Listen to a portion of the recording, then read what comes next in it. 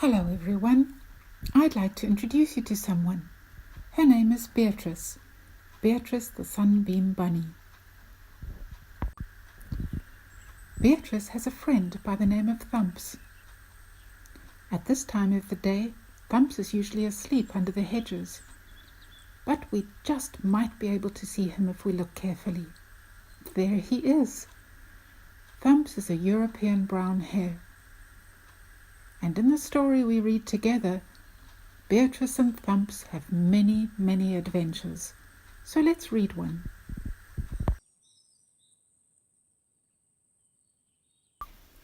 Today we're going to read Beatrice the Sunbeam Bunny, Where Are All the Bees?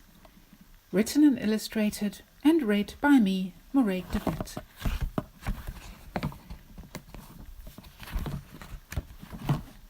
Beatrice sat squished onto the windowsill watching a yellow and black striped bee. She felt cross. Why was it being so stupid? There was an open window next to it.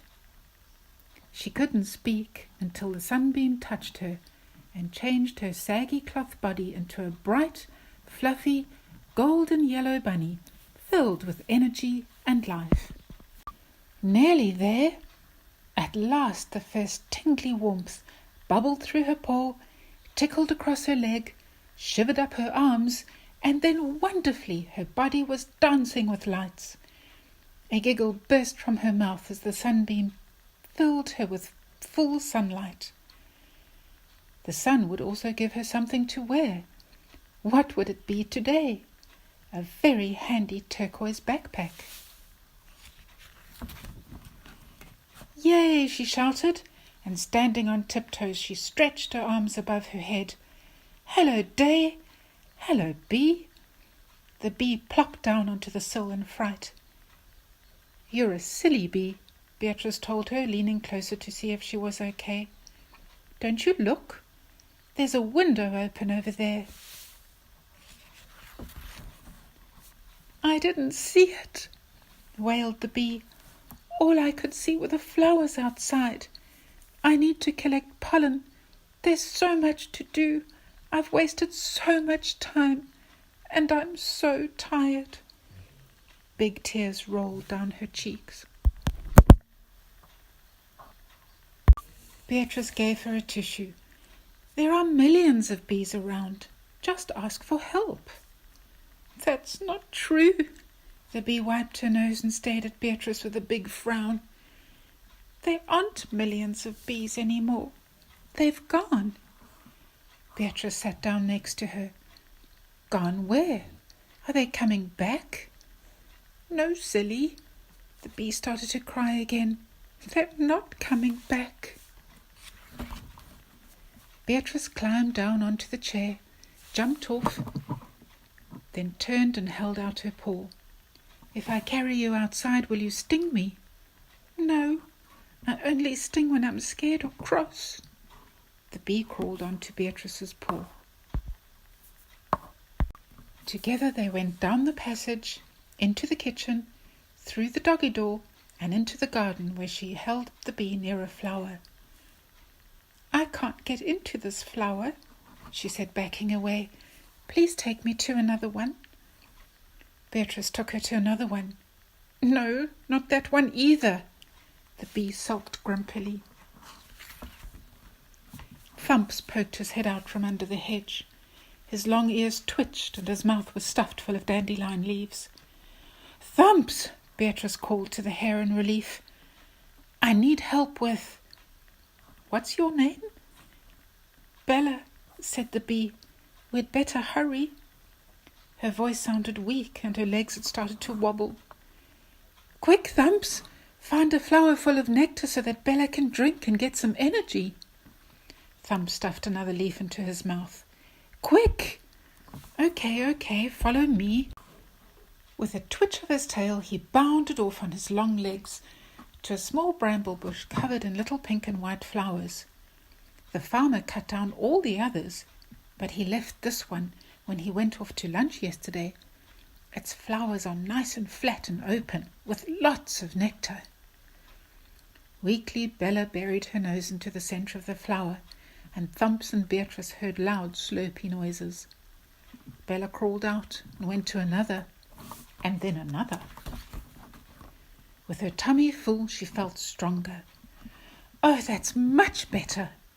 Bella licked her feelers to get the sticky juice off. People don't have time for gardens or flowers anymore, she said, and houses are being built where the meadow flowers were.